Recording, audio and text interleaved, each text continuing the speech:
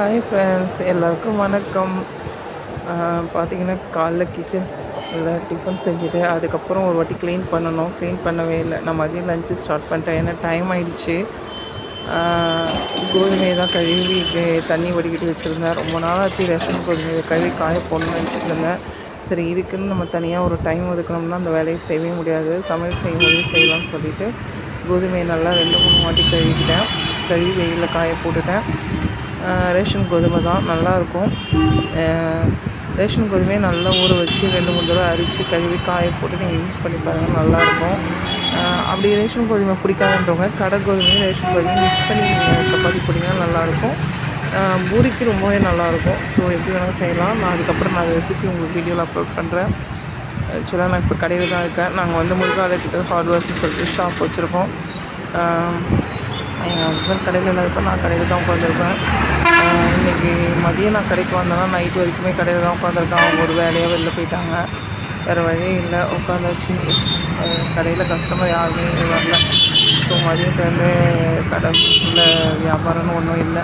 சும்மா அப்படி வேடிக்கை பார்த்துட்டே உட்காந்துருந்தேன். நைட்டு பார்த்திங்கன்னா 8:30 ஆயிடுச்சு.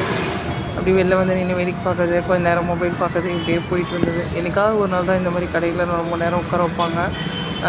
மித்த நாள்லாம் பார்த்திங்கன்னா 1 மணி நேரம் 2 மணி நேரம் அப்படி தான் நான் மொபைல் பார்ப்பேன். அப்படியே கஸ்டமர் வருவாங்க, பார்ப்பேன், கிளம்பிடுவேன். இன்றைக்கி தான் ரொம்ப நேரம் ஆகிடுச்சு.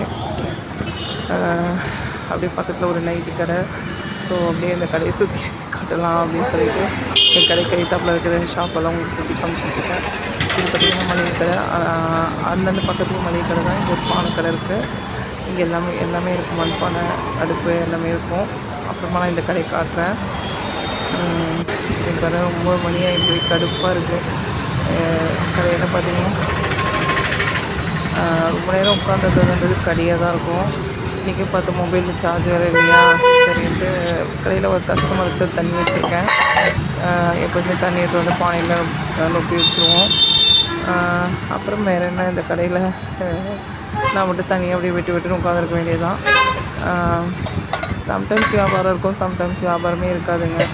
அந்த கட்டட வேலை நடந்தால் தான் நம்ம கடையில் வியாபாரம் நடக்கும். அப்படியும் போட்டிக்கு நிறைய 2-3 கடை இருக்கிறதுனால பெருசாக வியாபாரம் ஒன்றும் இல்லை.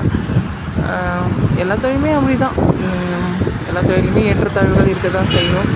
ஏற்றத்தாழ்வுகள் இல்லாத தொழிலே கிடையாது.